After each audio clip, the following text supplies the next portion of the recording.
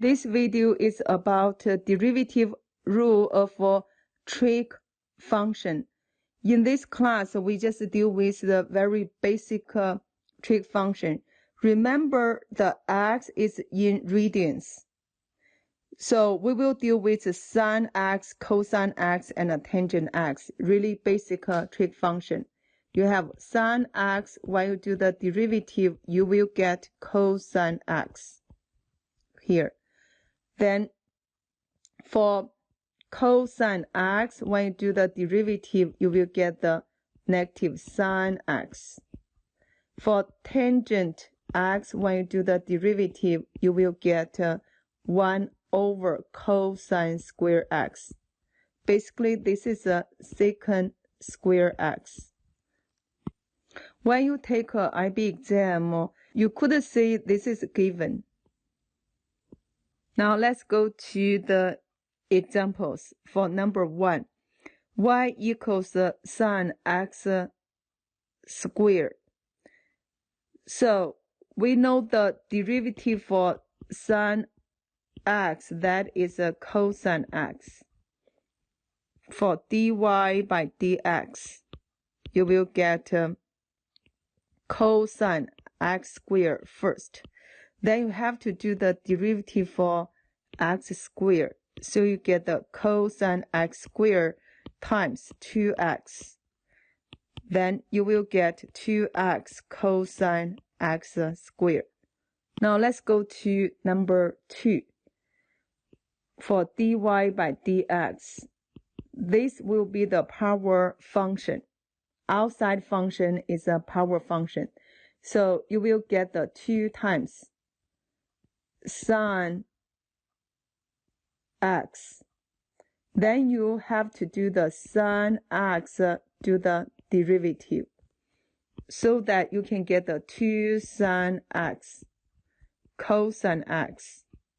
Remember, here is the rule for double angle. Sine 2x equals 2 sine x cosine x. Therefore, you can write down sine 2x. For this double angle identity of a trig, this is very useful for you to remember the backward. For sine x cosine x, that equals 1/2 sine 2x. Try to remember this formula. It's very useful. Now let's go to number 3. We have a dy by dx. We know the cosine x, the derivative will be negative sine x. Therefore, when you do the derivative for cosine square root of x, you know, very beginning, we need to do the outside function. That is a cosine function. So you get the negative sine square root of x. Then times, using chain rule, you have to do derivative for square root of x, so that you will get the sine square root of x times 1 over 2 square root of x. Therefore, you will get the 2 square root of x negative sine square root of x. This will be your final answer.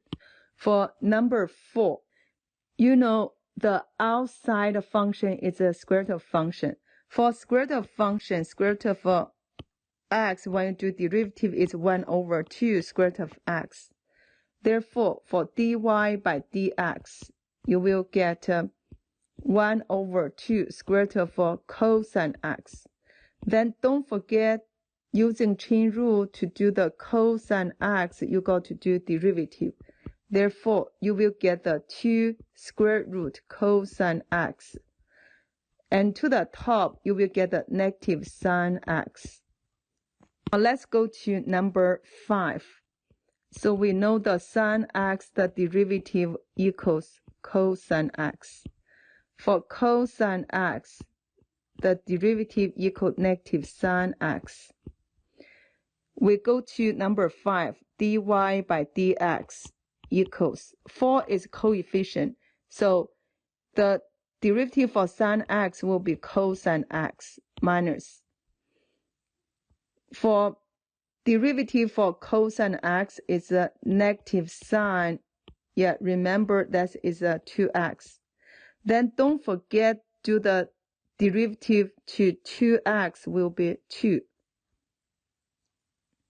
So that you will get 4 cosine x plus 2 sine 2x.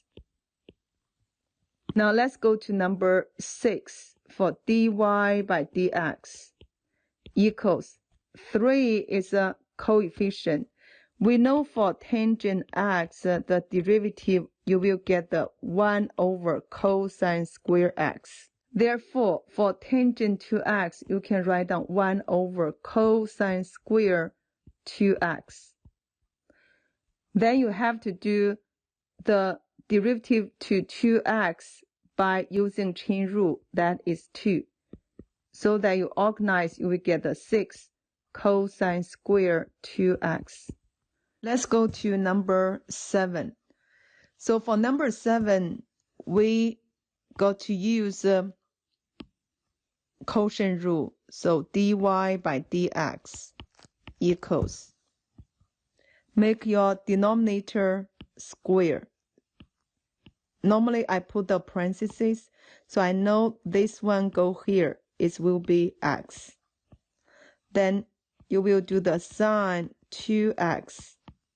We got to do derivative. Then minus here.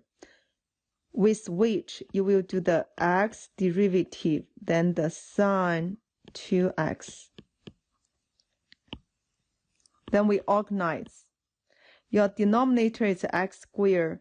To the top, you will get the x. For derivative for sine, that is a cosine. So you will get cosine 2x. Then you do the chain rule for 2x will be 2. Then minus. Derivative for x is 1 times sine 2x. You will get the denominator is x squared, 2x cosine 2x. Then minus sine 2x. That will be the derivative for number 7. Let's go to number 8.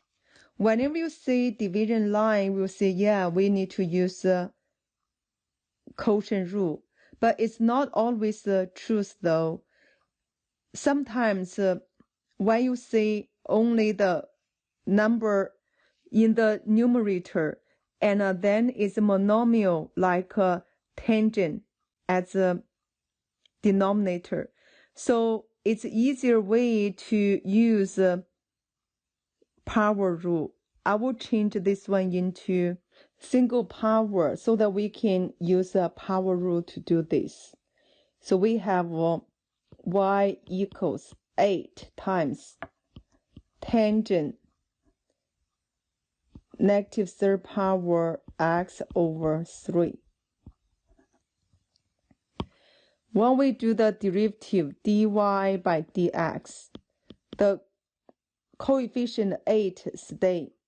You got to use a power rule to do this. Drop down negative 3, you will get the tangent negative fourth power of x over 3. Then multiply. You have to do the tangent x over 3, do this derivative by using the chain rule. Okay, so we go to the next step. 8 times the negative 3 will be negative 24.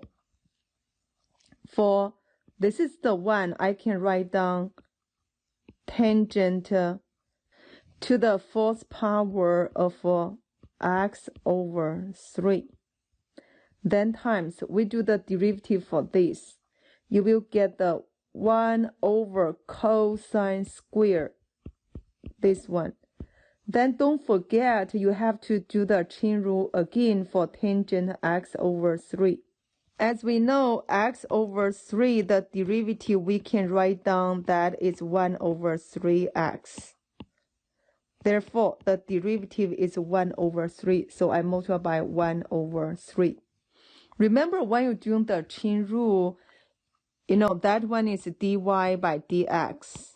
That equals dy by du times du by dx.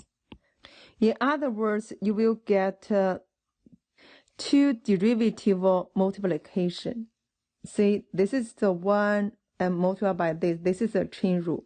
For over here, this one, and then multiply by this. This is a chain rule.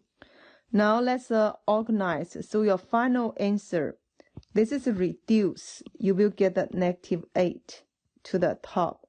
Your denominator will be tangent to the fourth power of x over 3 times cosine square x over 3. This is the derivative to number 8.